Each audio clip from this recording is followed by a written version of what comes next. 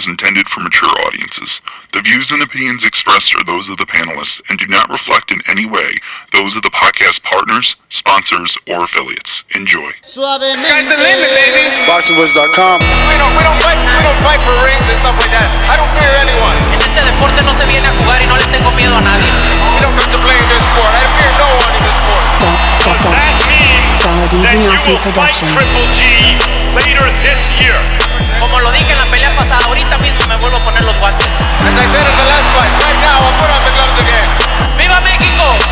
Canelo wants to unify all the titles. When did you realize, Andy, that you could take his power? Because of the Mexican warrior that I am, I got that Mexican blood in me. So, talking about the Mexican style, I just proved it. BoxingVoice.com. Ain't no other sight in the game to see the Boxing Voice. Good morning, TBV. For the third time, three-peat like prime Michael Jordan. You know what I'm saying? Ness, GTO, I'm back in the flesh, baby. And we here to talk Errol Spence Jr. versus Shawn Showtime Porter. Or should I say Errol Spence, the showstopper? Because he changed up his name for this fight, player. But PBC on Fox put out some good content yesterday, and obviously I consumed it. Errol Spence Jr. joined Inside PBC Boxing to talk with Shawn Porter days before their unification fight. And it was a damn good episode where Shawn let us know that, listen, Earl's never faced anybody who wasn't scared, who wasn't fearful, and that's the reason the performance has been like that, because they afraid before they get in the ring. But Shawn is saying, I ain't got nothing to be afraid of. I done beat Usyk. I done been in there with bigger guys than you, and I'm going to handle myself very well. But the entire episode as a whole was dope, but I got hung up on that. Errol Spence, he has only faced people that have been fearful. I mean, Cal Brook held that motherfucking belt hostage. Americans did not believe the man was going to fight, and he had to fight just to show face, but he fought slightly fearful.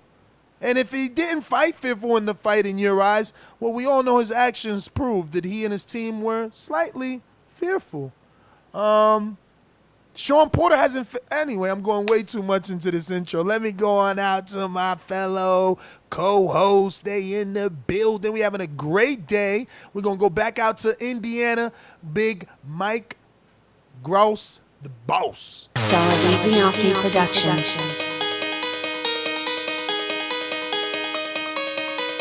I speak it, believe it, receive it. Speak it, believe it, receive it. BoxingVoice.com.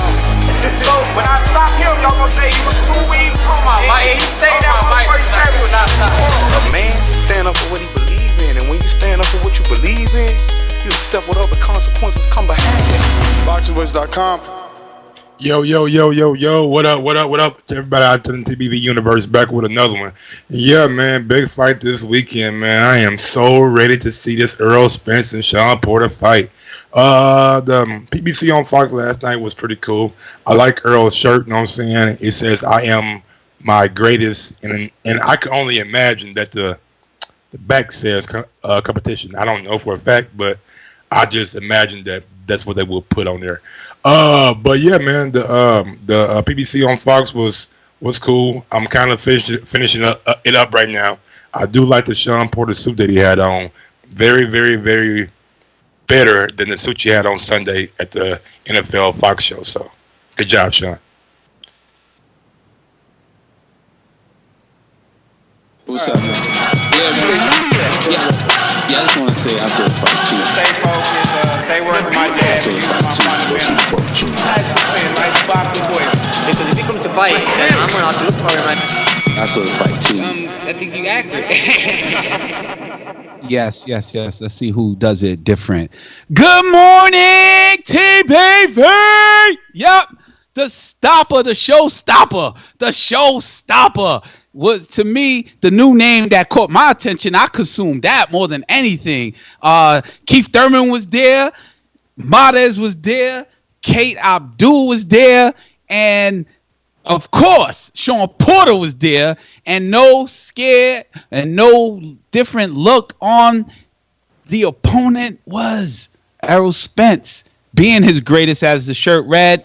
I believe that Showtime Porter is not getting under his skin at all. He's probably getting him more irritated. Like, man, you don't know. You definitely know you're not going to beat me. That's what Spence looks like to me, man. Pay-per-view week. Let's go. I'm the best ever. I'm the most brutal and vicious and most ruthless champion there's ever been. There's no one can stop me. Lynch is the conqueror. No, I'm Alexander. He's no Alexander. I'm the best ever. There's never been anybody. I'm Sonny Liston. I'm Jack Dempsey. There's no one like me. I'm from Nairclaw. There's no one that can match me. My style is impetuous. My defense is impregnable. And I'm just ferocious. I want your heart. Get up! Son of a bitch. Boxingwiz.com. Chill. We back at it again. U-turn is in full effect. We hit so many U-turns. We in a circle right now. Back to this Errol Spence. I liked what they was doing on PBC. I like the questions that Miss Adoba, if I'm Abdo or is it Abdul? I thought it was Abdul. It's Abdul. Maybe well, she wasn't afraid to throw in some hard questions. I like that about her. Kudos to her. She was she kind of caught Errol Spence off guard a little bit, but for some reason, Errol took it very well. I guess, when you're on a big network and people ask you certain questions that normally other smaller networks would ask you, you get a pass. But that being said, I felt like Keith Thurman and Abner Maris was there as not instigators, but kind of like on Shawn Porter's side a bit. You know what I mean? And kind of trying to get under Earl's skin. But what did they have to say much? Pretty much the same thing they've been saying about each other. One's going to give him the fight of his life. The other one's going to knock him out. But the closer and closer this fight gets, man, I personally have become a Shawn Porter believer. Oh, man. So Shawn Porter has put something out there saying that he only faced scared opposition.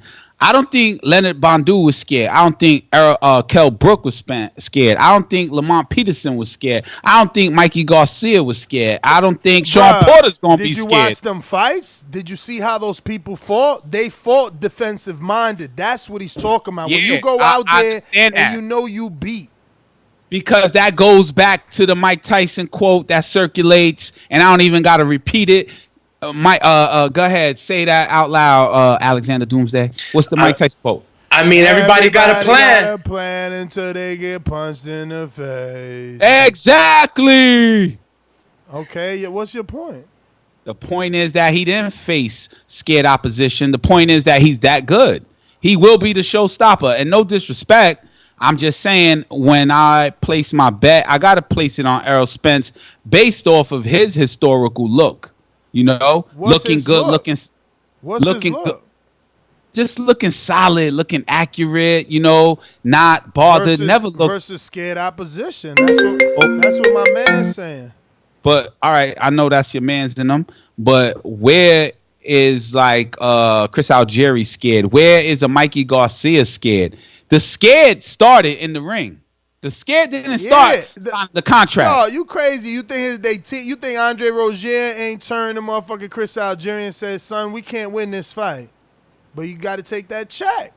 When there's a check and you a fighter. That's some inside information. I'm talking like a fan in the rows inside of Barclays. I'm not talking about like a fan. When Algieri signed up for that fight, you going to tell me you thought Algieri could win? Like a fan. Talk to me like a fan. Did you think I'm telling you like a fan. I thought Algieri would look better. I didn't know that Algieri would get stopped, but I did see him. You admittedly admit that you were casual. That's your name, casual. That's why. No hardcore.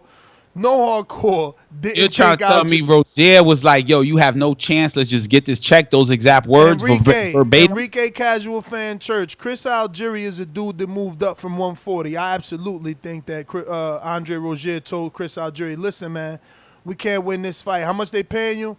You want this payday? Cool. We going to make a game plan and fight to the best of our ability. And you saying Mikey Garcia, Robert Garcia said the same thing? Absolutely. His father was on record saying he didn't want his son to take this fight. I remember that. You think Kell Brook's trainer said the same thing? Money? What? Kell Brook, he definitely ain't want this fight. That motherfucker got 3 IBF extensions. All right, so you put me on something that I don't know. I mean, so listen, now that's Shawn all Porter, my opinion. That's all my opinion. Don't believe all me. right, that's what I'm saying. I have an opinion. Alex Doomsday but have you an letting opinion. me sway Mike your Gross opinion. has an opinion. You letting Let's me go. sway your opinion. All I know is Nah, Chris man. Algieri is 140 pounder. You see Doomsday how I strike good conversation, bro. Some Doomsday buff ass still on nigga just this right here. show? But I was looking That's at P the Money, yo. That's P Money. Chill. my bad. I was looking at the what up P Money, man? Already. Nigga, Shawn Porter, man. Fuck what everybody talking about. Shawn Porter look confident as hell, bro. Of Everything course. he's saying in that As interview, hell. bro, just in my opinion, Errol Spence not gonna be ready for me. He has not faced somebody that's not gonna turn like into like a defensive fighter. You know what I'm saying? I'm going to bring up to him. I'm going to be the aggressor. He's going to see Saturday night that I'm here to fucking win. I like what I'm hearing from Shawn Porter, man. And him and his pops have been talking and been working for a long time. So I might have a surprise pick. Who knows? But Shawn Porter, I definitely like what I'm saying here. But to Errol Spence credit, he seems so calm. He seemed like he's not worried about Shawn. That's always his attitude, though. I know that's like always his attitude, and I like it. I love it. It's Wait. It's confidence. It's confidence. All these fighters got confidence. Like just like he was confident with all the rest of the fights he had, he's confident now. What I'm saying is that the truth of this is, and then what people want to give me shit about, always picking the underdog, but no pun, right? I'm not seeing anybody in Errol Spence's resume that ever fought him like Shawn Porter saying he's gonna fight him. Now everybody got to put up a fight, man. They ever put up a fight? Who put up a fight on his resume? No, maybe Kell Brook. Nigga, I know maybe that Kell Brook put up a fight, nigga. Trust me, I watched that fight plenty of time. But Earl was never in trouble. Earl's face wasn't bruised. Earl didn't have no bruises, no black eyes. I haven't seen Earl with a black eye. Go back and watch that Kell Brook fight and get to the end of it. You'll see Errol Spence touched up. All right. Well, I'll go back and look at that, and I'll let you know for sure if you're right or wrong. But I never seen him all beat up. So it's like, I know that Shawn Porter comes in to do a certain type of job. I seen what he does to people. You could call him dirty or whatever. I call it, doing whatever it takes to win and putting the moxie on your opponent. I'm a fighter. Let the ref do the reffing. You know what I mean? People want to call it dirty or whatever it is, but his job is not to be a ref. His job is to go in there and make it extremely uncomfortable for his opponent. And Earl never fought a guy like this, so he's selling me on that. I got a fact, right? According to PBC insiders, Shawn Porter has never been deducted a point for dirty fighting, so he can be considered a clean fighter. And Shawn Porter never been knocked down either. He has been knocked down, not knocked out. Knocked out or stopped. And Earl keeps saying that Kell Brook put him down. But I mean, like, what? Kell Brook knocked him down. AB caught him with a hook. Why are you saying Kell Brook? My man said Kell Brook put him down. I said, did Kell Brook put him down? I don't remember that. All right. Well, neither do I. I thought he did. Well, he lost against Brook, so a casual fan, as you want to point fingers to me, and Spence beat Kell Brook. I do the research and take the A side that beat the man and the other A side that beat the man, lost to the man, as like, yo, the other guy can beat that guy. Beat him. Exactly. So they got another common opponent by the name of Phil LaGreco. Spence got him in on a week's notice on the Adrian Broner Shawn Porter undercard. And Shawn actually got him with an 8-week camp. Errol Spence got him out of there in 3. Shawn went a unanimous decision win by 10. So, like, I hear what you're saying from a casual fan's perspective. That's like a triangle theory. At hardcores, we call that triangle theory, and we don't think that works. Like, fighter A beat fighter C, that means he could beat fighter B. Nah, that ain't how it works. Style make fights. That being said, you want to throw out facts. I'm going to throw out some fun facts. I think I counted 3 southpaws on my boy Shawn Porter's resume. One being Ray Robinson, who's gotten a lot of draws that really should be decisions. Tall, lanky, rangy, southpaw. May not have the power or aggression of Earl Spence, but still a southpaw nonetheless, so don't assume that Porter hasn't been in with a southpaw. That being said, when we go back to the opposition and Porter saying that they're scared or that they're fearful, I mean, when you think of Algieri, not a killer. Bundu, not a killer. Kell Brook, you know, we knew what he was. He had a broken orbital bone. He was trying to avoid this fight. Lamont Peterson, he had been knocked out in better fashion by Lucas Matisse at 140.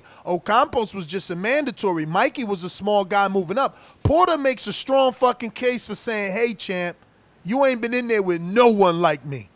Exactly, except that Phil LaGreco. Hold on, Mike. Let me finish. I'll just say he sparred Manny Pacquiao. Hold that thought though. Hold it. He just like a little Satan, bro. Yo, Phil LaGreco is the fighter that they would throw in front of you as a tune-up. Let's be real. Let's be real. Yeah. I took the TBV exam, and Phil LaGreco is the tune-up fighter. Well, for Porter, Porter got him on the way up in his career. Porter got him when he was on some prospect level shit. He fought this fight, I think, on a Bernard Hopkins undercard, if I'm not mistaken. And, you know, it was like a step up. LaGreco, I believe, at the time was undefeated when Porter fought him. So, you know, I step up, undefeated fighter, whatever you want to call it. Ain't about to get nobody ready for shit. I don't know why you brought that nigga up. But Shawn Porter was sparring Manny Pacquiao, and we all know Manny Pacquiao has power. And Shawn Porter was one of Manny Pacquiao's main sparring partners coming up. So he's used to fighting a southpaw, maybe not one of the height and length of Errol Spence, but if you look back, he has fought Daniel Jacobs, Usyk, somebody who is taller and bigger than him. So I just think I'm along with this. Shawn Porter might give Errol Spence something that he never seen before. Of course, and that's what makes this fight pay-per-view. That Shawn Porter will bring that what Errol Spence has never seen before. But Errol Spence just gave himself a new alias. Now, what makes this pay-per-view is that Shawn Porter brings the same element Keith Thurman brought, which was you believe he has the possibility of winning. Unlike Broner, no one thought Broner could win. Every pay-per-view fight brings that. That's hands down. My thing is, okay, Mike, you brought up Shawn Porter sparred with the southpaw Manny Pacquiao. Many years ago. All right, that's fine. That's in his peak, his young ages, but he still brought that to the ring and still carries that knowledge. It's still experience, yeah. It is an experience. So who has Nestor Gibb?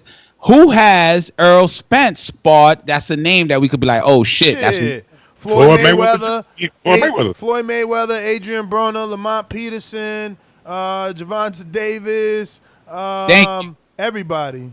Thank you. That's all I want to think. The Floyd Mayweather name. So look, I'm a casual also fan. Early in his career. It's Charlo brothers all day. It's called experience. You may have Jamel Charlo. Yeah, he spars other cats all day. Yeah. All right. So you see how I strike conversation. Name, man, and I hate to get his name up, but Burley. Bad Burr. Bad Burr, man. Big ups to him. Big up to him, but I don't know. I never saw him fight on Showtime. He's an Errol Spence fighter. Yeah, he's been on PBC recent last two fights. He's fighting on all Errol Spence undercards. He'll be on this undercard too. That's one thing you can take from Errol. Even young in his promoter career, many of these fighters get Devin Alexander promotions, About Billions promotions. Not saying that any of these promotions aren't doing this, but some of these do get them and don't promote. But you know, Man Down Promotions is actually promoting. Just like About Billions. About Billions actually had, 2 world champions. Doomy, I've been following both these fighters for a long time. Showtime Porter and the Truth Errol Spence, right? They both, to me, I could pick when they're going to win, right? This fight right now, I still lean towards Errol Spence having like a 70% chance of winning over Shawn Porter 30%. That's how it's supposed to be. I mean, listen, Earl is the favorite for a reason. He's the favorite for a reason, but what's that reason? Mention that reason though, because be clear. The reason is that he's the hype. Knockout rate. Hold on. He's the hype. He's the hype. He's the one who's running through his opponents. You know, he's the hype. You know, he's the Gennady Golovkin of that division right now. And Shawn Porter got this fight because what's his hype or what's his reason? He got this fight because he got the belt. If he didn't have the belt, he probably wouldn't get this fight. But he got these belts being what? Like being like Being aggressive, a guy knocking people out. Being a guy that's always willing to fight anybody. Shawn is a guy that'll fight anybody. Shawn has a very solid resume. Very solid resume. Lot of fights on his resume. Look at other welterweights in the division. Look at other fighters in the division. Show me a fighter that has this many names on their resume. Show me a fighter that isn't afraid. You right now. We talking about Julio Diaz twice, Phil LaGreco, Alfonso Gomez. We talking Kell Brook. We talking Ray Robinson. We talking Eric Bonet, Adrian Broner, Keith Thurman, Andre Berto, Adrian Granados, Danny Garcia, Unanis Ugas, Earl Spence. Like David Alexander. Right. But hold on. He don't fight nobody. You he don't fight no Campos. Guys who've been in the division their whole career, like Keith Thurman, like him, like you would expect them to have nice weights on their resume. I don't know what you just said, Mike. He didn't start his career at 47, so I don't know what you're saying. He was well into his career. How many fights did he not have at 47? 1 or 2? No.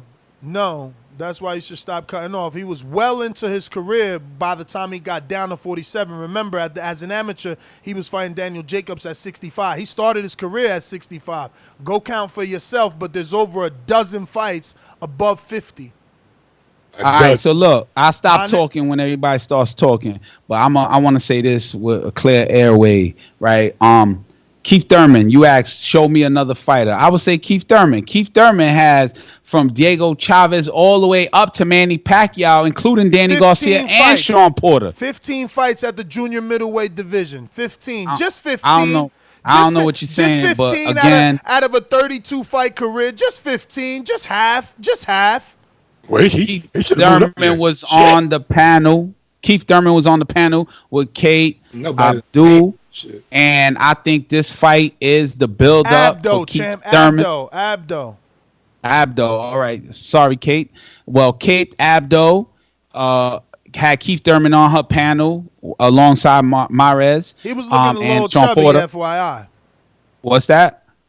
He was looking a little chubby in the cheeks, FYI. That's fine. Shawn Porter always looks, not Shawn Porter, but Errol Spence always looks a little extra muscular and chubby on the cheeks, FYI. And he's back. He's in fight mode. So I think the Keith Thurman is here to fight who? Shawn Porter Part 2? No. He's here to fight Keith Thurman. That's why he's on that panel. He never fought Errol Spence.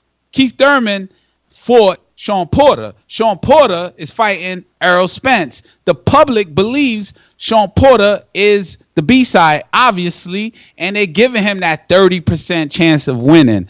Errol Spence is not phased. He's more irritated. They're not under his skin. He is irritated. He is coming in there to fight, whether he wins 12-round decision or TKO or KO.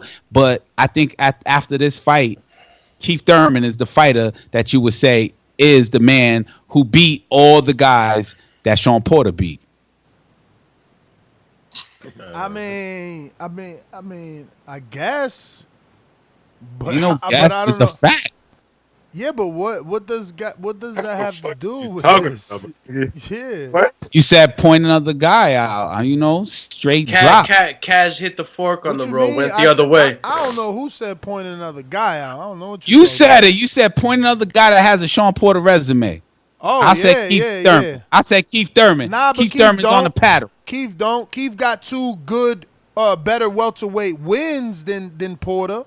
But he doesn't have the resume of Porter. Porter has more, secondary wins. I just named them, champ. Look at his fucking resume. Josecito Lopez, is that a whack fighter? No, it's not. But you're not listening, bro. You're just talking. I'm not talking. Shawn has more secondary welterweight wins than Keith. Keith has more elite level welterweight wins. Shawn has more secondary. Like, Shawn is thick with the resume, bro. Like, you could go into his resume and talk about Hector Munoz, like I said, Ray Robinson. So secondary versus elite. What's higher? What's greater? What do you think is greater? Elite. All right. Danny Garcia, Shawn Porter were defeated by Keith Thurman. That's the two elite level wins he's got, which are considered both tight. Now, Errol Spence. Who are his elite fighters? Mikey Garcia, Kell Brook. Who are Shawn Porter's elite fighters? In my eyes, it's just Kell Brook. Garcia, I always knew he was going to lose. It was a fight that shouldn't have happened. Just a lot of people just thought. like Khan shouldn't have happened. Just like Kell Brook shouldn't have happened. Just like 99% of the fighters moving Shawn up shouldn't Porter's happen. elite. Mention Shawn Porter's elite right now. His elite at the time, Devin Alexander, Garcia, and Danny Garcia. Yeah. All right, so you mentioned one elite, but that's why I got Shawn as one elite fight, one elite win. Because right now, boxing fans are fickle. They won't care about the Devin Alexander win. They only gonna care about the Danny Garcia win. And for Thurman, he got two. He got the Shawn and the Danny. Same, but Earl is what we focused on. And Earl got only one, Kell Brook. So I want to bring it right back. Kell Brook beat Shawn Porter. Yes. All right. And then the argument, because of the Inside PBC, is Errol Spence fought scared fighters. Yes. I don't believe that. And that's cool. This is what we're debating. You're not That's supposed like to. saying Luis Ortiz is scared of Wilder. Why? When he's the only one that signed up to fight him twice. Everybody signed up to fight Errol Spence. Really? You're telling me the trainer was in the corner at the sparring event. Yeah, man, you're just talking right now. You just talking, bro. Like, you don't know the story of Earl. People have not been wanting to fight Earl. They told him to get a belt. Then he got a belt. Then it was like, yo, I've been wanting Danny. You know, Thurman is a bigger name. Like, yeah, they've been, you know, indirectly, directly avoiding this fight. That's why his resume ain't the way that it should be, because he's can't get the fights. Now he's the A side, so now it makes sense to fight him. Now he's a pay-per-view star, so the fight with him is going to be on pay-per-view, so you're going to make more money. Now it makes financial sense. Back-to-back pay-per-view. He just came off the Mikey Garcia pay-per-view. Yes. Right. So go ahead, Mike. Say what you saying about just talking. I forgot my. You forgetting? You failed school. Your Dennis Ugas. I guess we ain't gonna consider him as a high level fight for Shawn Porter. Thank you, Doomy. Like, you know what I'm saying? We was on the same brainwave right there. Cause I'm looking at your Dennis Ugas like, damn, he ain't elite. That was a tough fight, and your Dennis Ugas is a tough fighter, and he has he's not elite. Like, no disrespect, he's not elite, and he don't have an elite level win, do we? I mean, Where's his Thurman? Where's his Garcia? Where's his Porter? Nah, I mean, he hasn't been given that opportunity yet. Where's his Devin? What you mean? He's been boxing as long as every other welterweight champ. Yeah, but that doesn't necessarily mean he gets the same opportunities as other fighters. How you gonna say he hasn't gotten opportunities when he had like 4 losses and he's on this level? That means he got plenty of opportunities. Yeah, his first losses were, his first loss was Johnny Garcia. I don't even know who the hell that guy is.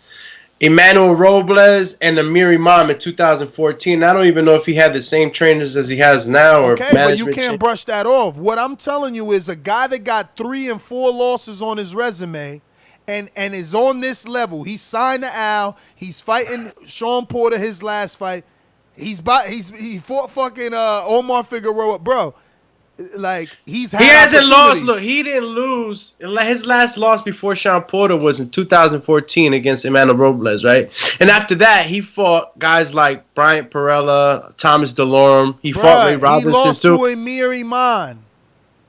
Okay, he stood at 140. That's in 2014. He stood at 140 too long. You can make whatever. 2014, bro. That's 5 years ago. But what? Okay, so what point are you trying to make? That we erase that? You holding a man accountable for a fight that was 5 years ago, and still trying to match him up as the same man he was 5 years ago. Bro, you're just wasting words, because you got to show me an elite level win, or we're wasting time. I'm telling you, he didn't get the opportunity for Danny Garcia. The first elite level was Shawn Porter, and you saw how that fight went. Do you understand the way boxing works? He didn't get the opportunity because Amir Iman took it from him, and Amir got the opportunity. 5 years ago. Oh, my God. So you think they're handing out title shots now? Come on, bro. Didn't he just get an opportunity with Shawn Porter? That's what I'm just saying to you. His last real opportunity was Shawn Porter, and we saw that fight, and you know how it went. Shawn Porter didn't walk away with an easier fight. It was a split decision win. But you're saying he's not getting opportunities. You say Dennis Ugas ain't at that elite level, you're wrong. I mean, you haven't showed us an elite level win. My God, we're gonna keep going back and forth with this. His last opportunity. Why was the criteria? And it was 6 months ago. Why was the criteria? Why was the criteria for elite level wins for Earl, for Shawn, and for Thurman just 5 minutes ago? Okay for me, Mike, and Enrique, but it's not okay for you. You want to invent your own way.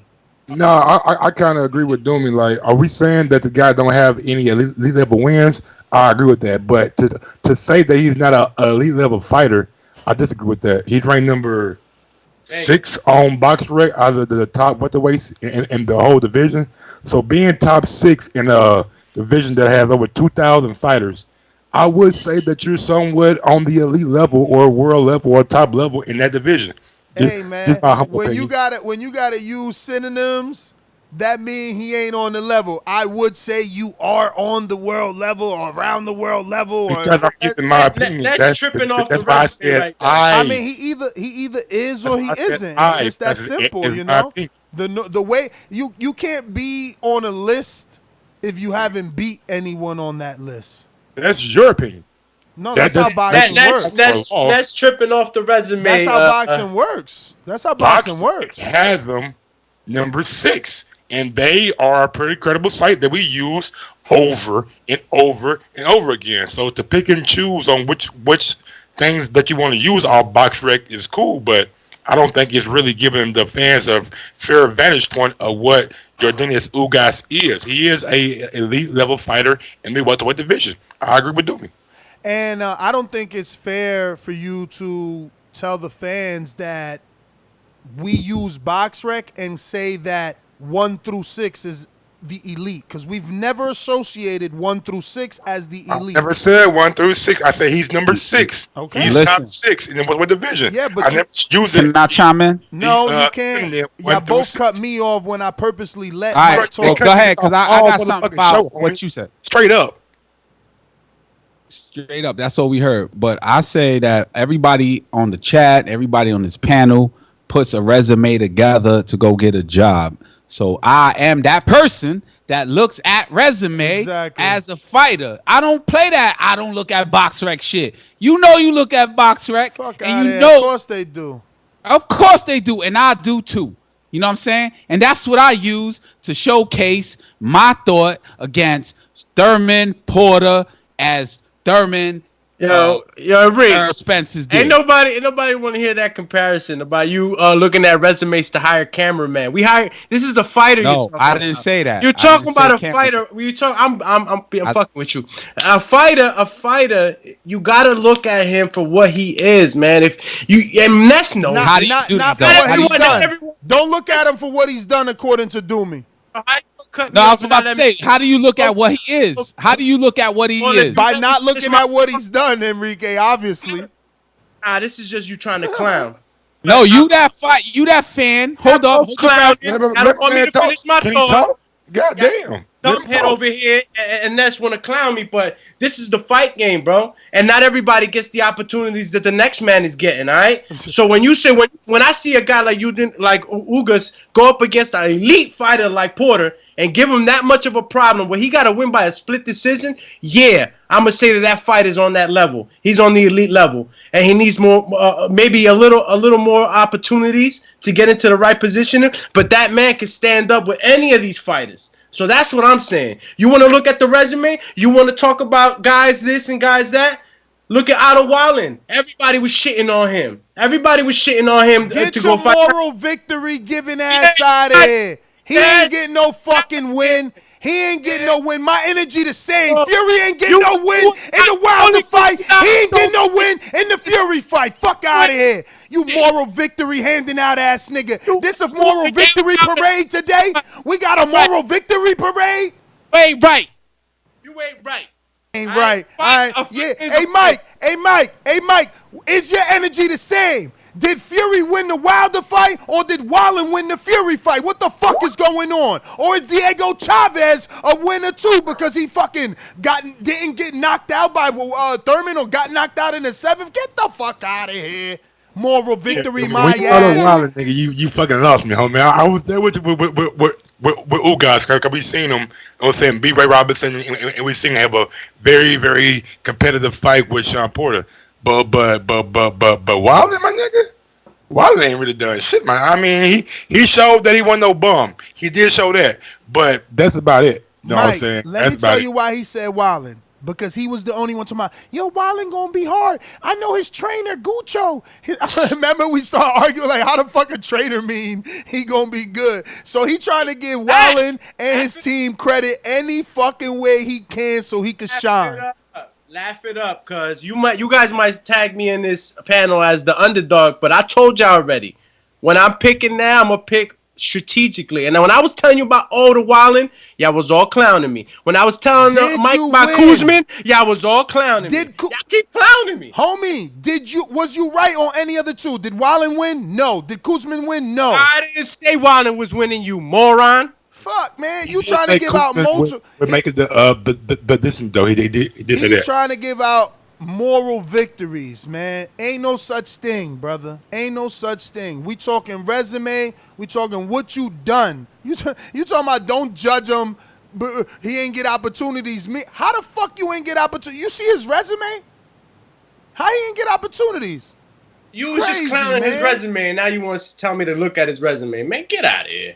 Brother, he lost to Emir Iman and was able to rebuild back to this level. Can't you see he's gotten opportunities? I'm going to move on, bro. We're going to move on, bro. You bugging. I mean, the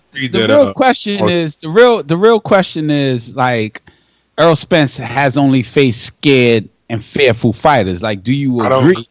I don't agree with that either. So now we have Shawn Porter. Obviously, he's not scared or fearful, and he obviously has his own style that they're calling dirty. And Berto said, yo, he's in the moment. He wants to make his presence known. He's going to bring that. But I think Spence is disciplined enough to control that as Danny Jacobs will control Chavez. I just think Errol Spence is a way more polished, technical fighter in boxing style and in the finishing style. That's all. He proved it against Bandu, or whoever. What's the French dude, Italian dude? You know, Phil LaGreco and Bandu.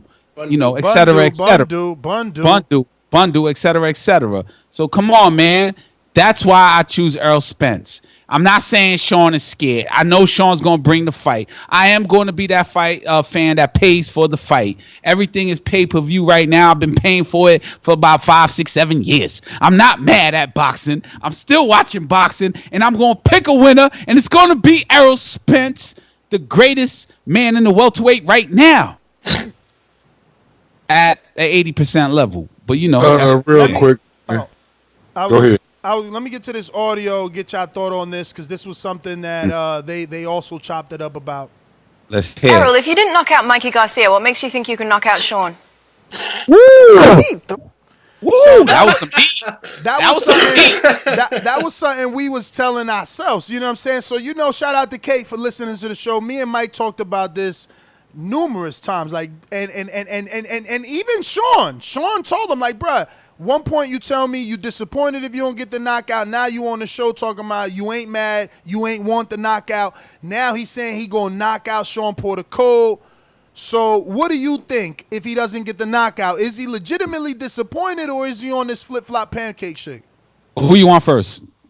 I think he's going to be disappointed heavy because this is his second fight where he's saying he's going to knock somebody out. And if it don't come through, he going to fall into that Keith Thurman type of shadow realm where you used to be the one-time knockout guy. Now you're not knocking guys out because your competition is getting thick. So if he doesn't knock him out, I'm pretty sure EJ is going to be pretty disappointed. You know what I mean? And so might be his fans. First off, I'm glad Kate Abdo, right, Ness? Yeah, I believe it's Abdo. Abdo. I'm glad she asked the question, you know what I'm saying? Kind of caught him off guard. I can Caught appreciate everyone off guard. Yeah, like shots fired. I can appreciate a damn good question, but to Doomy's point, he said he was gonna knock out Mikey Garcia in the face-off. If people don't remember that, because he's saying, "No, I never said I was gonna knock out Mikey. No, dog, you said it in the face-off," and he wasn't able to do that. And to say that you're gonna knock out a guy who's never been knocked out before, we seen him in there with Danny Garcia, who we all know is a damn violent left hook puncher. Keith Thurman, one time, know he has power. Adrian Broner was the only person to like really knock him down, but that was more of a flash knockdown that he did see coming. So to say you're gonna stop Shawn Porter, I think it's a stretch, a big stretch, and if you do win, it'll be by decision. All right, so I'm this good, right? I'm gonna start mine with a question and give my opinion. All right, Floyd Mayweather embarrassed boxers. You know that fans thought that would knock Floyd out, and some even may say, "Oh, Floyd gonna defeat him by TKO or whatever." He didn't TKO them, but he would defeat them badly. So, in embarrassment style, I think Errol Spence, and I'm not taking any credit away from Shawn Porter. I believe that Shawn Porter is going to come at his best, at his greatest, you know, and I think Errol Spence is going to focus on a defeat that he could argue if he didn't knock him out, he did do him like he did Mikey Garcia. I just think that's the way fights go. You don't score the knockout. Yo, if the knockout happens, it happens. But if it doesn't, my opposition looked like shit. And that's what I think Errol Spence would do. He would make Shawn Porter look like shit. Again, no disrespect to Ken Porter and Shawn Porter, friends of the show. I'm just being a fan and roll, 216, whatever. Any more audio in this? Yes, sir. So basically, we all would be disappointed if he doesn't get the. We all think he'll be disappointed if he doesn't get the knockout. I think that he would. His best is I'm gonna go for the knockout, but if I don't, I'm gonna embarrass him. That's gonna be his argument. Well, at least I embarrassed him. Nizzle, would he be disappointed if he don't get it though? He is. No, because at the end of the day, it's all about the W. Nobody cares. Man, let me tell you something. He's that guy. 84% knockout ratio. All his fights. He's not knocking out Shawn Porter, Doomy. That's what I'm saying. That's what I'm saying. But what I'm saying is that he will be disappointed. He loves that. He loves that. 90 seconds. That's the reason he why embarrasses him. Is there a disappointment? You ain't going to embarrass him either. My man, it don't matter. He embarrassed Mikey and that shit. He still was disappointed. But all right, let's get back to the audio then. He said no.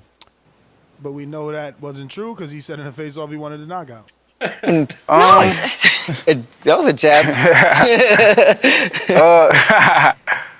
I think, Mikey's more defensively responsible 60 seconds. than Shawn Porter, so. Do we agree with that? Is Mikey more defensively responsible, or has Mikey just been fighting the smaller opposition? So, it's easier to block punches that are not coming with the same veracity and punching power as welterweights. He used the word defensible, right? That's what he said? Defensively. Yeah, Mikey's a defensive fighter when he fought Errol Spence. That's right. We are yet to see. Fuck that shit, man. But he ain't Errol a defensive Spence fighter. Was offensively responsible that fight. He stayed behind his jab. He didn't fight Mikey Garcia how he fought Kell Brook, how he fought Lamont Peterson. He didn't go in and try to kill him. He tried to go in and prove to people that I can be a boxer against a fucking little guy. You don't do 10 seconds. You knock little niggas the fuck out. Period. Mike, you don't know what you're saying, because at the end of the day, while the fight is happening, announcers and analysis, ringside spectators, everybody says, yo, he's fighting XYZ's fight. He's fighting Z's fight. Mikey Garcia fought Spence fight. I don't think that's fair in Earl's assessment right there, that Mikey's more defensively sound. Yeah, fighter. He fought. Let me hold that, because you're gonna change. You keep jumping in on people telling them to hold up. You I gotta know. hold up. Yeah. No, I'm saying Mikey fought Errol Spence Spence fight. He didn't fight Mike Garcia. That's all I was saying. Save the fact, and you could spit it right after I spit this one, brother. Look, I don't think his assessment in saying that was okay, because just because you fought Mikey and you weren't able to knock him out, now all of a sudden Mikey's the more defensively sound guy. I think that's hypocritical. I think that Shawn Porter is defensively sound as well. He's only been knocked down one time, and he does it while he's attacking you. So I think that's just an assessment based off of whatever fight, whatever he had going with Mikey on that fight. And to top it off, Mikey's never fought on the back foot. Usually when he's fighting guys, he's attacking them, with that attack jab and right hand. He only time I see him that defensive was against Errol. So I think it's just, just talk right now that Earl's just trying to defend himself in that aspect. But yeah, go ahead, spit that flame, Enrique.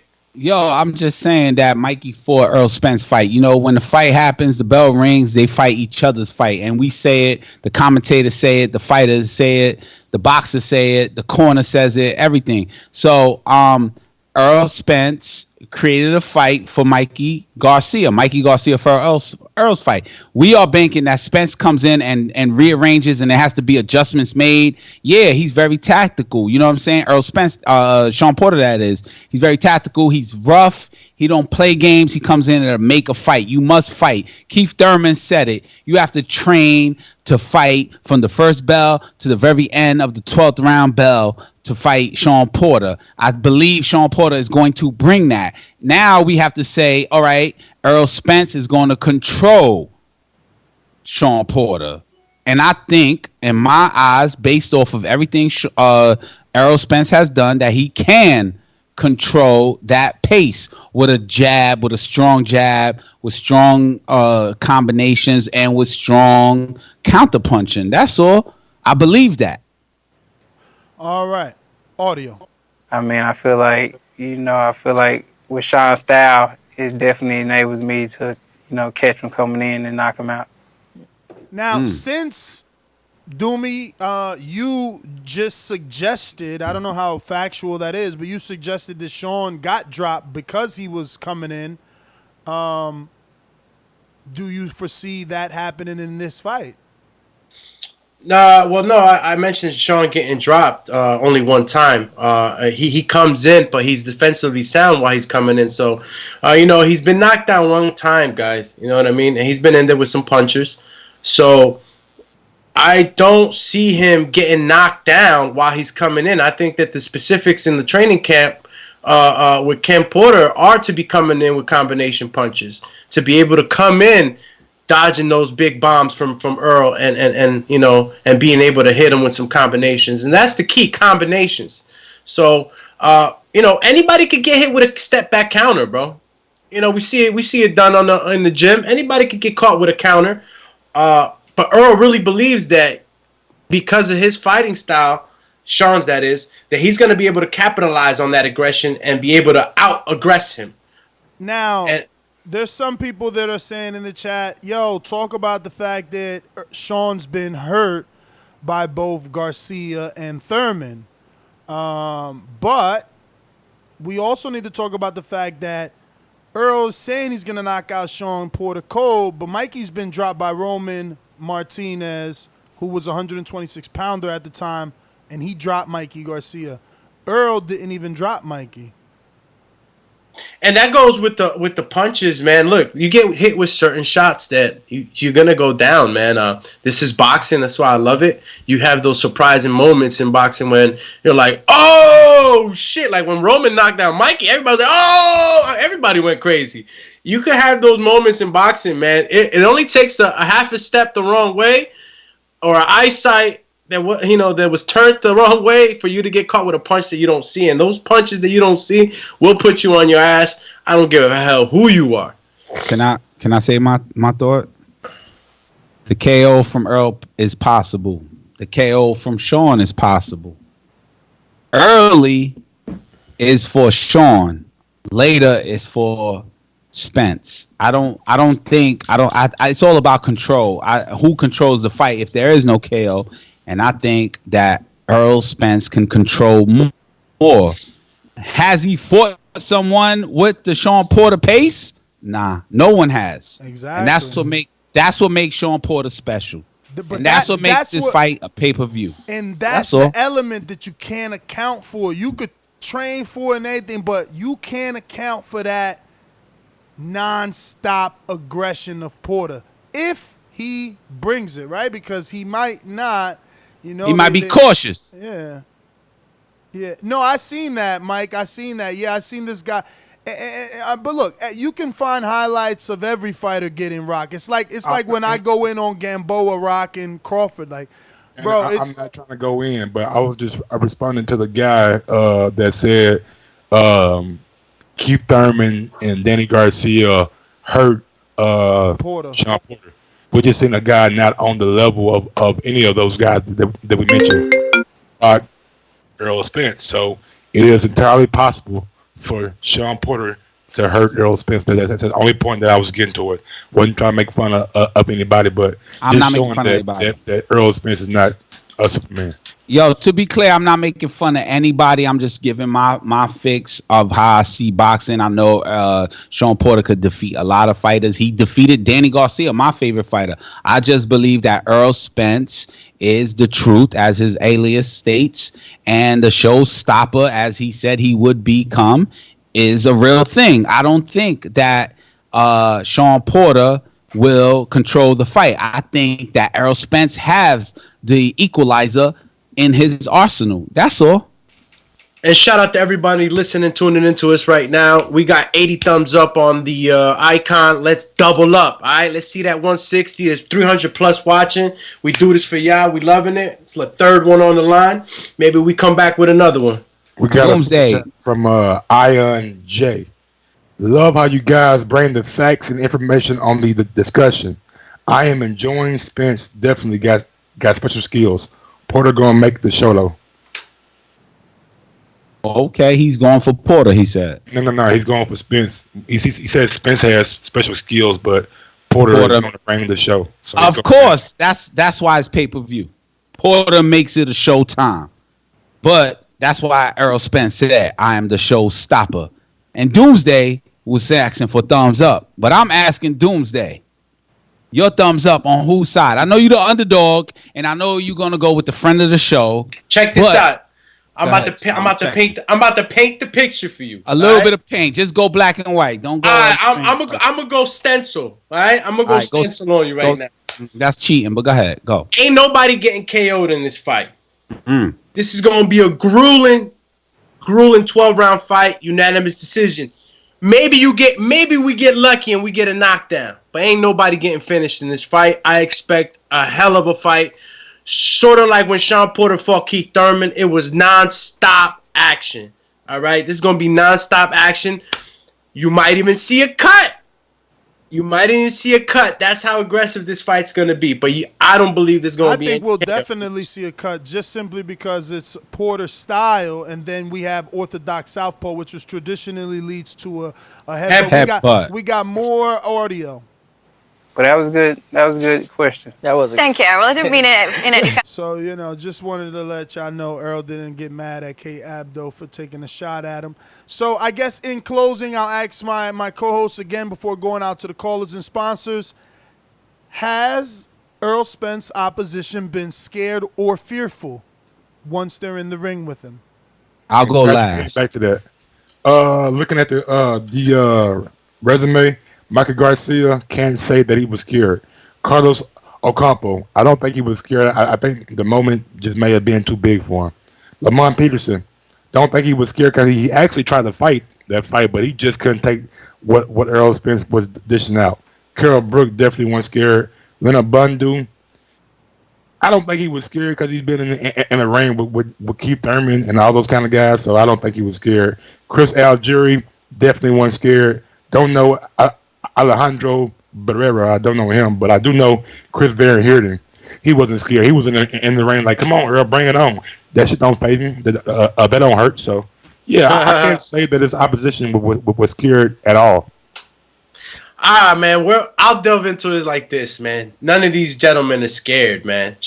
None of them were scared. Mikey wasn't scared. Carlos, Lamont wasn't scared. What happened to them is that they all got overwhelmed.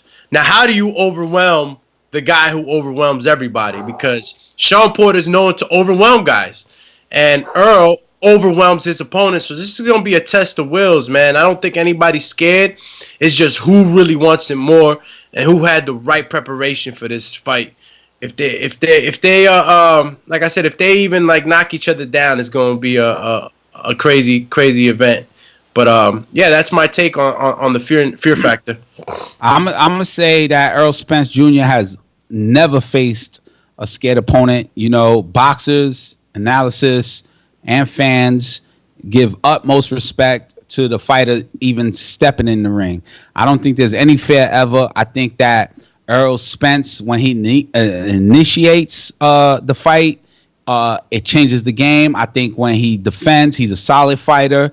He looks solid. He's offensively amazing. Like, you see him, his accuracy is there. I'm not saying fearful. I think fighters just change the plan once they get in there and get hit, or they feel like they can't penetrate the defense. So Shawn Porter is not scared. He's coming in. Does his plan change is the big question mark on this pay-per-view fight. We shall see. All right. We got a few super chats here from Ian. Love you guys. Bring the facts and information on the discussion. I am enjoying. Spence definitely got special skills. Porter gonna make the show. Got another one from Chauncey. Says, if Earl beats Porter, is Earl the best welterweight? And yes. Really? Thurman already did that. Yeah, but Thurman's out for the rest of the year, and he just lost this year. He lost to a legend. Lost to a 40-year-old legend, yes. Legend. He didn't lose to like a El Campo or nothing like that. Enrique. He didn't lose to like a Earl or Danny. Like Enrique. Yeah, like he ain't lose Earl to that. beats Pacquiao, would you consider him the best in the division? Of course. I mean, if Earl beats Porter, I'm sorry. I will consider him a pound for pound favorite, and I will consider. All right, yes, I will consider him. Fuck pound for pound. The welterweight division, 147. If he beats Shawn Porter this weekend, where is his ranking? I would say number 2. Domi Pacquiao. All right. If he beats him, or if he like finishes him. If he wins, if he wins. He gave Pacquiao the best fight look, ever. check it. To me, it's a matter of how he finishes the show. It really is. Everybody can say a W is a W, but let me tell you something. If that W looked really bad, I'm not gonna tell you Earl the best. You know what I'm saying? What about your L? What about your L? Look really good. I don't know how that shit works. L looking really good is Thurman right now. Now look, if he goes out there, how come we don't know how that shit look? Meanwhile, he the one giving out moral victories.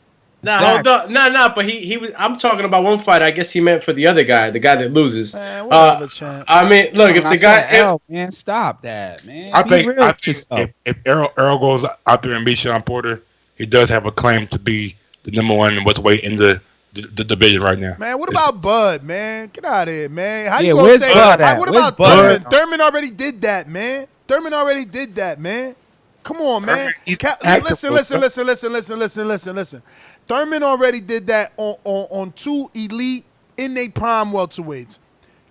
Yo, Cal Brook was damaged goods, man. Orbital bone broke already. Struggling to make weight. Same thing Crawford saying about Earl.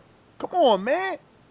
This will be his first elite level without asterisk win. Wow. Without asterisk win. Like, listen, I give him all the credit in the world. He went over there. I get it, but we can't eliminate the fact that he moved up before that and Gennady did what he did. We can't take that out. Nigga could have dropped the belt. Nobody told him his ass to keep the fucking belt and take that ass whipping. And that's he cool. He chose to do that. That's cool. So that when ain't got nothing to do with that, the beating just like he took, Kovalev. If we're not gonna say Kovalev is gonna be dehydrated in his fight with Canelo, then fuck Kell Brook being a dehydrated nigga.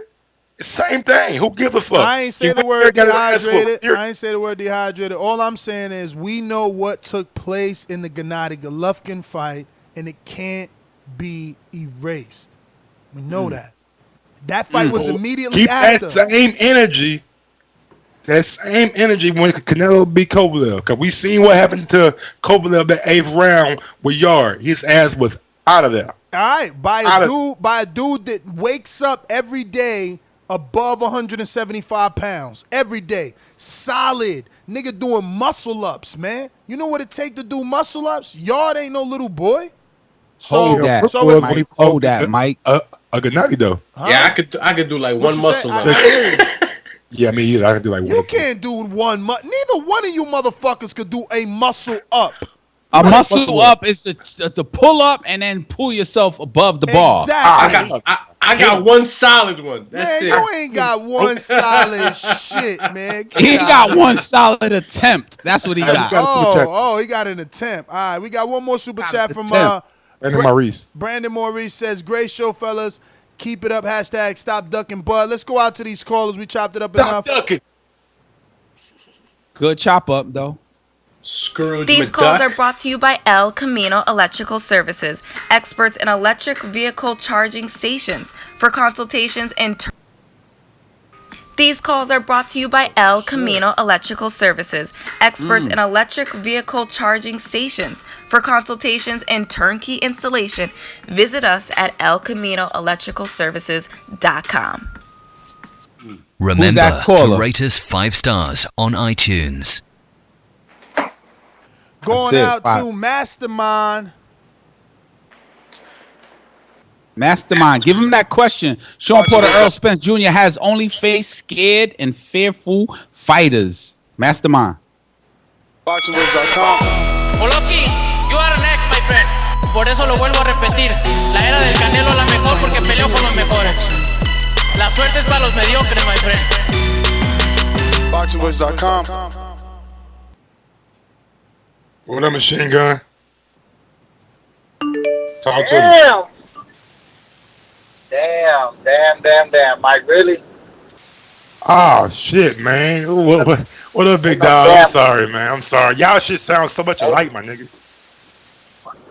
Yeah. No, look, I don't think Errol or Porter, pro fighters, they aren't scared, man. I think guys can be mentally beat before they get into the fight, but I don't really think that's happened for Spence as of yet. This is an interesting fight, though. I really feel like the body work of Errol Spence is going to make a difference in this fight. He's a good body puncher, and Porter has always had an adverse reaction to the body shot. So I think body punches will set up everything, and I think Errol will get it. If he gets a stoppage, it'll be a late round stoppage. But I just wanted to say I love how on the PBC show when she asked about the knockout. Yo. Yeah, we hear you, brother. That was a mistake. I was trying to mute your brother. Okay. Your brother jumped in with hella background noise. Tell us that anybody Skyping this. I got him, bro. I'll mute him. He on the clock right now.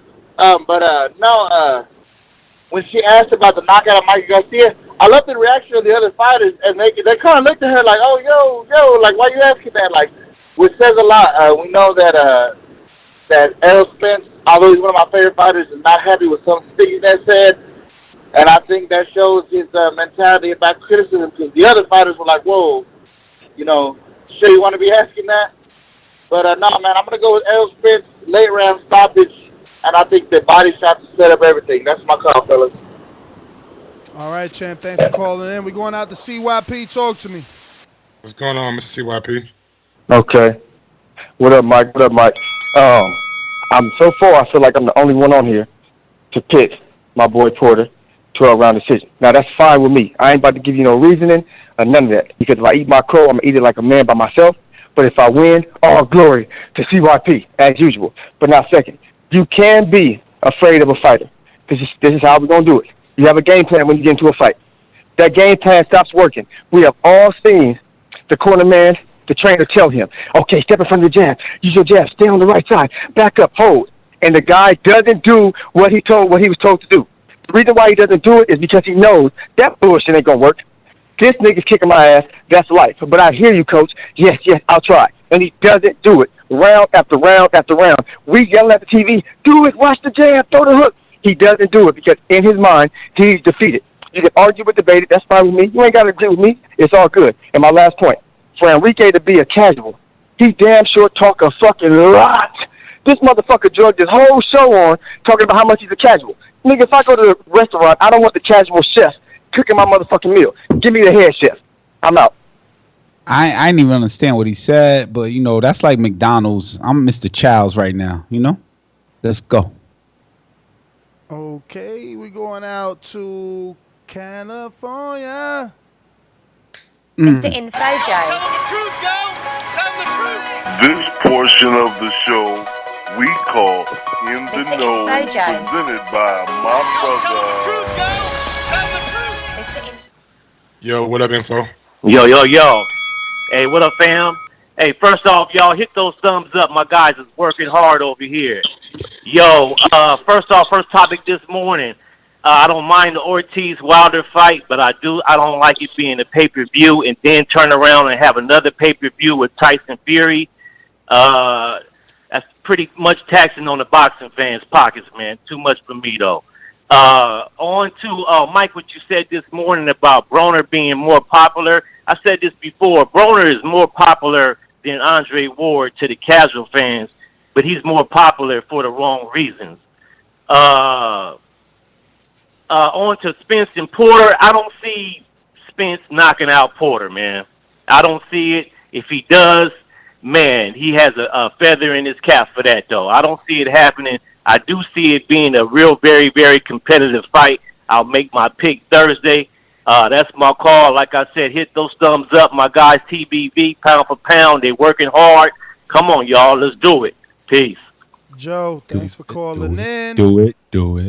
Let me go out to BoxingVoice.com. You invited him to the ring? Why?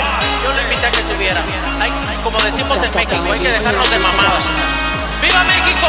And like we say in Mexico, we don't fuck around. BoxingVoice.com. What's up, Machine Gun? Yo, what up? You hear me? Is it? Yeah, man.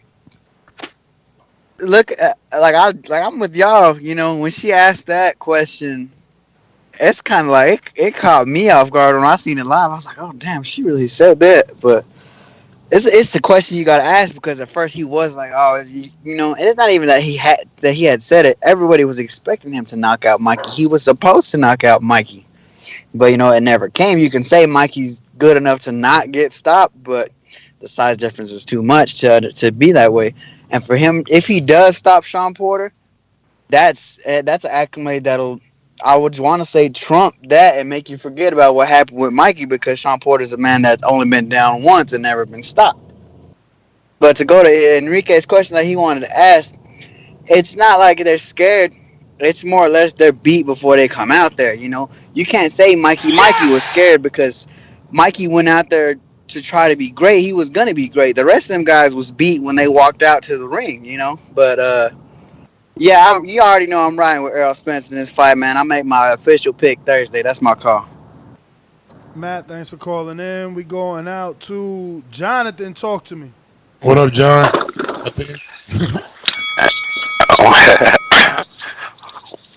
Top of the morning to y'all. Top of the day. Sorry about that. When I call in the morning, I'll be at work. So sorry for the delay. But I don't think he's scared either. I think it's more of a mentality. Ness, my man, I think it's funny how you kind of dismissed that Algieri win, because back in 2014 when he beat him, y'all had an immediate reaction show, and y'all even brought on Blue Way to talk about how great he looked. So, I mean, I don't know, man. He pretty much handled Algieri, who was knocked down 6 times. Thought that was a really good win. No, listen, I'm not saying it wasn't. All I'm saying is he was 140. And you seen how Algieri fought. On the back foot, always defensive. He was just blocking shots until he couldn't block no more. And Pacquiao knocked him down 6 times and couldn't get rid of him. Earl cleaned him up, knocked him down once, and then finished him off with a mean headshot.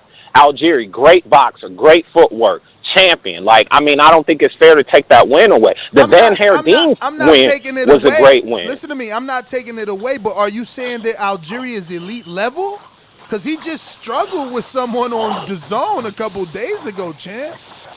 Like, is he elite? Okay, we all talk about the win at the time. We talk about the win at that time. All right. We talk about the win at that time. At the time, his elite level win was Ruslan Pavatnikov. We gonna give him credit for that. Even though, check this out, because I know you don't remember. Even though Mauricio Herrera. No, I remember. I'm TVV for life. This is where I get my news from. Like I said, y'all did an immediate reaction, and y'all was hyped on Earl. It was a step-up fight, is what you called it. So it brought him into He a former world champ. He a former world champ. Okay, and he did what he was supposed to do. Like, this is part of the reason why Earl got his issue with you. Like, don't take that away from him. Just like if he becomes unified champ in the division, he has to be number 1, bruh. Keith is no longer the only guy to be unified in the division. Before y'all cut me, let me say this. Have we forgot that Porter is a paper champ? Have we forgot that Keith is the reason why Shawn Porter is even a champ? Are we dismissing that Pacquiao should be the real WBC champ? Yeah, we dismissing come on, man. Hell yeah, we dismissing. Okay, so then we gotta dismiss. We gotta dismiss the Crawford win. That was that y'all tried to say he was a paper champ for, because it's the same situation. Far as he won a belt, not from the champion, it was a belt on the line. It ain't the same. Why ain't it? I'm explaining why right ain't now. I get you got fucking 2 minutes. He got 9 seconds short of a fucking 3 minutes. So you definitely got time. So the difference. Good call, though. Yeah, definitely. Okay, so we talking dismissing fights and vacant titles, and that's the issue. You can't dismiss Porter because Porter fought a vacant title with a real fighter. No disrespect to Delorme, who looked good last week or this week, but that's not a vacant title. Crawford versus Delorme is a lopsided fight. We all knew that going in. No one in this motherfucker. Yeah. What? You did? Bro, I'm asking, bro. I don't know, because the guy was 22-1 going into that fight. Mike, I don't know. Mike, what year was that fight? Because I think you're just trying to be slick. I think you wasn't even watching boxing for that fight. And that's why I'm asking the question. No, because it sounds sarcastic. I'm sorry. It sounds sarcastic. You're like, it did? It did? I mean, it sounds sarcastic. Are you being sarcastic? I'm asking you a question. Right, how good was Thomas Delorme at the time? I'm going to tell you how good he was. I'm going to tell you how good he was. He was considered an up-and-coming prospect. He was hyped up. I was mad because he's Dominican by mother and father, but born in Puerto Rico. Not even born in Puerto Rico. Born in San Martin, moved to Puerto Rico, raised there, trained boxing there, came up. WBC was on him like, boy, you would have thought he was Canelo. The way they gave him WBC interim belts and then eventually got him a WBC like silver title versus Juan Carlos Abreu at 147. And Abreu knocked his ass smooth out and straight into thinking about, should I stay at 47 or should I go to 40? And after this man had his whole career at 47, Abreu hit him so hard, he went down to 40 to campaign. So Crawford was fighting a bigger man.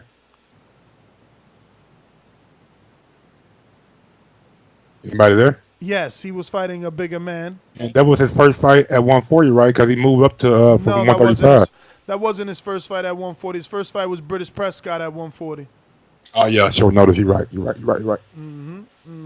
But what I'm saying is, Delorme's not on this level. That's what I'm saying. He's not on the level of a Danny Garcia. Not at all. No, exactly. And not on a level where, like Porter, I'm saying because it was Shawn and Danny for the vacant, I don't traditionally call that a paper champ because those are 2 top 5 welterweights.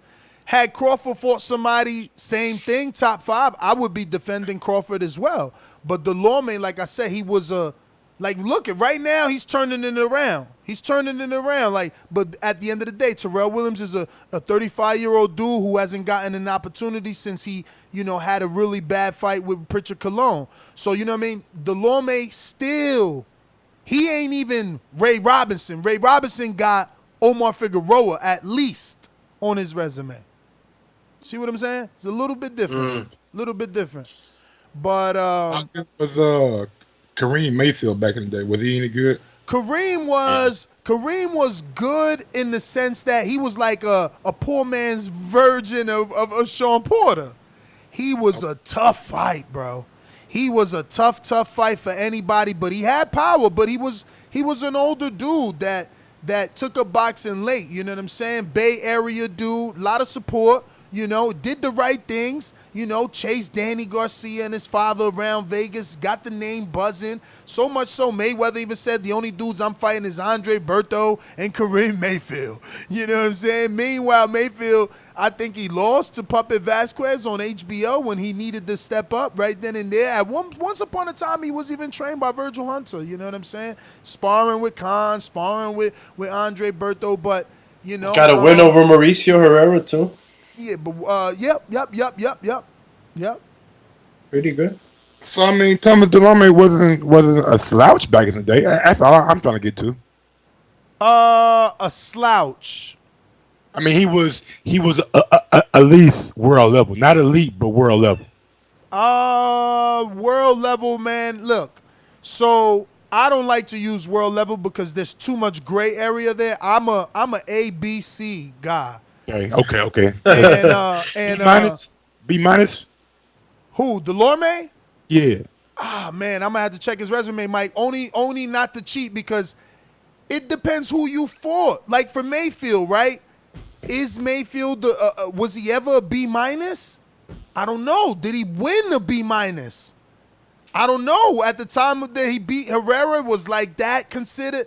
Is Herrera considered B minus, and is somebody going to give Herrera a moral victory because they felt he beat Danny in Puerto Rico? So it's like, oh, he really should be. So then that means this guy should get like too much fucking, too much. Yeah, boxing is tricky. Man. So let me see though. We're talking Delorme. We're gonna go to Crawford. He beat Delorme. He beat. Look, he's a good fighter. Listen, he's a good fighter. But he's yet to get that win he needs. Look. We debated the morning, the portion of this show in the beginning. We debated whether or not Uldani Ulgas is elite. You thought he was elite. You said, yo, fuck what Ness saying. Me and Doomy think Ulgas is elite. Well, Delorme lost to Ulgas. Yep. We all know Crawford is elite. Well, he lost to Crawford. Abregu, what the fuck has Abregu done since he knocked him out? Let me check. Google that. He's done nothing. He's lost to Saddam Ali and Juan Carlos Pedroso, and that was in 2006, so he's retired. So the highlight of his career, the only reason I know his name is because he knocked out Thomas Delorme. So Delorme, I'm not writing him off. This is a good win. He looked good, but he did take a lot of shots in this last fight. He did take a lot of shots versus Terrell Williams, who was a 35-year-old dude. I'm a double check, but I'm pretty sure he was not really fighting. Look, he got the win over the look, actually, 2000 after the Pritchard Colon fight, he took 2 years off. Then he fought once in 17. Then he fought once in 18. And then this was his second fight in 19. So you know what? Credit to Delorme. This dude was actually in better shape than I thought. I thought this dude was coming straight off the Pritchard fight. I had no clue he had all these wins after the Pritchard Colon situation, because psychologically that could do something to you. This man is forever never going to be the same anymore, and that might have been haunting Williams. So this was a good win. I actually watched it. I'm glad I watched it because I'm telling you, I would have read it on BoxRec and not given Delorme credit. But that was a cracker right there. They banged. And I don't know what Delorme lost in that fight, but he still doesn't have a B-level win. He just doesn't. He just doesn't. Gotcha. I'm sorry. Gotcha. We're going to go to... We got one quick super chat before we get to callers. Mr. J. Duke 40 says, did Tyson put fear into fighters? I heard a story Mike where... Tyson, hell yeah. Yeah, I heard a story where he was hitting the wall or some shit, and the fighter was like, hey, man, ain't going out there, dog. Something like that. I don't know, but I know, man, he was fearful, bro. He put fear in people's heart for sure. We going to what looks like Davidian. Talk to me. Hello? What up, Davidian? Is it Hey, you? what's up? What's up? What's up? What's up? It's nice to. I love the show, but I don't know about the Spence and Porter. Of course, I got Spence. I don't know. I don't know. I like Shawn, but I don't know. What he gonna? I mean, I know he's gonna bring the pressure, and I like in the Ugas fight, he did try to mix it up a little bit, but I don't know. I think if anything, Spence is gonna frustrate Porter and make him reckless, and then he could. You never know. I don't know. I don't really know what's gonna happen, of course, until Saturday. But I'm excited for the fight. I just think Spence is a special fighter. He's just too versatile. And he just seemed like a really smart. He gonna outsmart Porter. So that's basically what I got. I got Earl. Possibly, I think he can stop Porter because he's kind of reckless and sloppy to me at times. But we'll see. I don't know. We'll see. But I got a man down. So I love the show. All right, that's my call. Thanks for calling in. Appreciate it, Davidian. We going out to that white boy, John. What up? Oh, I seen you sign up for Border Wars, big dog. I see you ready, huh? Oh shit! Hey, what's up? Yes, I am. Yes, sir. I am ready. Even if I don't have to fight, I'd like to come down and see people. I'd really like to see the Canelo fight. Y'all going to the fight? I'm trying to get in there, man. We're emailing the people that did podcast no last time, so we'll see how it plays out. That's what's. Well, anyways, I got Porter beating Spence. I'm one of the lonely ones, kind of like CYP. But I like his heart. I like the dog he's got in him. He's going to bring something to Spence that he's never seen before. Spence is going to get frustrated. He promised a KO like Doomy said against Garcia. He didn't get it. Then he came back on his word and said he tried to box him. He's going to try to come at Porter.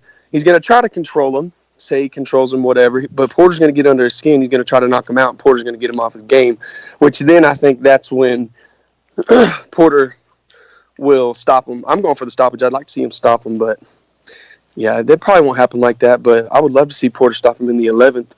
But that's my call. That's it. All right, champ. Let me go to Stone Bone Boxing. Talk to me. What up, Stone Bone? What's the business? Stone Bone. Just listening. What up? What up? Yeah. Oh, you muted yourself, Stone. Unmute one more time. Am I there? Yeah. You're there. How did you know it was Stone Bone? Yo, I'm from Omaha, man, but I've been living out here for 3 years. But we all if you're a major dude from Omaha, we got like hella hoods like Chicago. So all of the major dudes will be coming together to try to make a truce so we don't be having shootouts and shit in New York and Vegas like we had last time. But when we went, I think the Delorme fight was in Texas, wasn't it? And we all went down there with no thoughts of him winning. He was like a top 5 in that division. I don't know how he got that fight, but nobody worried about him. We knew he was going to get knocked out, and Bud broke his jaw, I think, in that fight. So that was no threat. And but I don't want to call people paper champions because like you said, that Danny and Shawn Porter, that was a fucking top 3 fight, not a top 5 fight. That was a top 3 fight at welterweight at the time. Bud was just coming up to the division, so people just got to get that out of their head because Joette and Shakur are fighting for a title that somebody dropped that they moved up. So that's not going to be a paper champion and winner of that. I ain't gonna call Shakur a paper champion. I'm gonna get down here and check him out when he come out here and work out in the springs. You know what I mean? So let's get that out of our head. But and one of the things people always dismiss about sparring, this is one of the reasons people were scared to get in the ring with Errol Spence because of what happened in sparring. What he did to Floyd Mayweather, what he probably did to Spence, and what he probably did to Porter in sparring. Porter sparred Errol a lot when they was younger, so he know what he up against, and his dad know what he up against, and that's why his dad didn't want that fight. So maybe his dad is already beat mentally. So We're going to see how it goes, but I'm going to take Spence, you know what I mean? And let's get this paper championship out of our head. I know that Delorme wasn't worthy of that fight. That's why we went down to Texas. We was more worried about going to Dallas than we was about the fight. After the fight, where we going to party at? So it wasn't a good fight, but he's not a paper champion for that. That was one of his belts. How many times has he been a champion? Maybe 10 times now? Let's give Crawford that credit. No more pound for pound. Peace. All right, guys. I ain't check it, so I don't know if that was his first title at 40. If that was the first title, that even kind of ruins, puts a little damper on things a little bit more, because that was like the start of his unification. But then one could argue that the fact that he won a vacant title doesn't mean much, because he went on to unify with other champions, hence legitimizing his championship. Let's go back out to Mastermind and Boomeranger. Joseph, Big Supermax, what up? What up? Yeah, I just wanted to touch on the thing from earlier, Jacobs and Chavez Jr. That's an interesting fight. The fight day moving the date of the fight makes me feel like maybe, it's a little bit of more of these new networks that are taking over. Maybe it's a sign of good faith. Hey, I'm not going to compete against you. Let's have a good working relationship. Let's both eat. That way, when it comes time to co-promote, we can co-promote. So I like that. It's a good sign. It's a good fight stylistically for Danny Jacobs, too, to see what Danny Jacobs can do. Chavez has never been knocked out cold. He was dropped by Fonfara, and then the fight was called in the corner. But, and then again, when it comes to those top-level fighters, when it comes to the Martinez and Canelo, Chavez Jr. just kind of shows up and won't throw his hand. So it's a good comeback fight for Danny Jacobs. And y'all just ready for this weekend, man. Spence Porter, Benavidez, and Darrell's going to be good one. And I think the sleeper fight everybody needs to be excited about is opening up the card is Josecito and John Molina, man. But we'll talk about that on Thursday. That's my call. All right, champ. Thanks for calling in. This has been another one. We're going to go ahead and wrap it up. I am your host, Nestor Gibbs. Find me on Instagram and Twitter at NestGTO. In closing, I'm with the rest of the guys. I don't know that anybody was afraid. I don't know. Maybe I do believe that they were afraid. Maybe some of them, right? Maybe some of these guys were definitely Maybe afraid. doubtful. Nah, man. I think some of these guys were definitely scared or fearful. Some of them, maybe not the ones that Mike mentioned, but I definitely feel like, because even for me, honestly speaking, like I've even thought about it, like, what if I told Earl, let me spar you and then we could just be friends again? And then I thought to myself, like, nah, like I've watched them spar and I'm good, So if I'm afraid to spar him, I know niggas is afraid to fight him with 8-ounce gloves and no headgear. 8-ounce gloves, no headgear. Pro fighters. But you ain't a professional, though. Exactly. You talking pro fighters. It don't matter, man. You ain't want to get hit, man. You don't want to get touched with that shit. I'm telling you. Look, this is my final thought. The TKO from Errol is possible. The TKO or the KO rather is possible from Shawn. It's who controls this fight, and I see Errol able to control the fight. But then I also see, I give a percentage to Shawn Porter controlling the fight with his style. I am TBV_casual fan. You can follow me on Twitter and YouTube with that TBV_casual fan. Give me a thumbs up the show. It was a great show. 279 people watching right now. Shout out to all of y'all. Peace.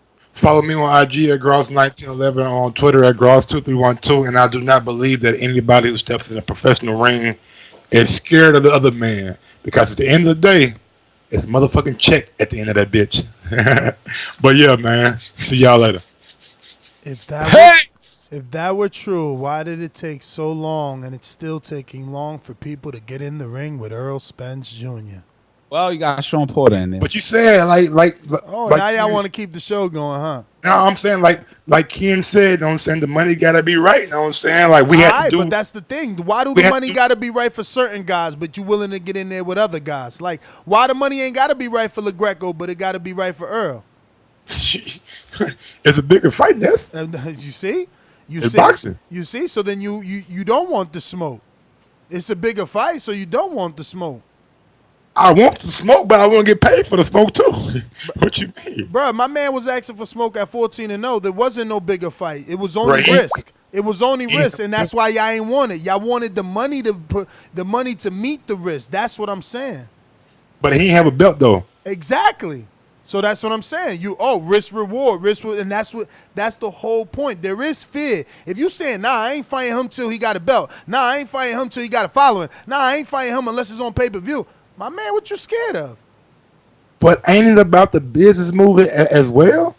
Like, these guys are not scared, but if Al Heyman tell you... Bro, everybody got a crystal ball, huh? Everybody knew That's Earl another was going show, to be... actually. Everybody knew Earl was going to be a star. Nah, man, you can't just automatically know. They wait until now. They don't know what the trajectory would have been. What if Crawford would have ended up with all the belts? What if Pacquiao never would have signed to Al? It was a lot of shit that happened after Earl became a pro in 2012. Like, it wasn't like it was foreseen that all these chips was going to fall. And we didn't know Fox PBC was going to be there. We didn't know all the belts was going to be on this side. It could have easily been on ESPN with Crawford, easily. So can't nobody sit here and tell me we was waiting for Earl to be who Earl is because we knew he was going. Man, get the fuck out of here. And people had a good indication that he was going to be what he was going to be. They felt so much sure they put him on fucking NBC behind fucking Olympics and just blew him up. You know what I'm saying? Like Bundu, then fucking Brooke, and then he just took off from there. But so it's Mike, like peace out, Mike. All right. Y'all terrible, man. Bye. We out. Yo, peace.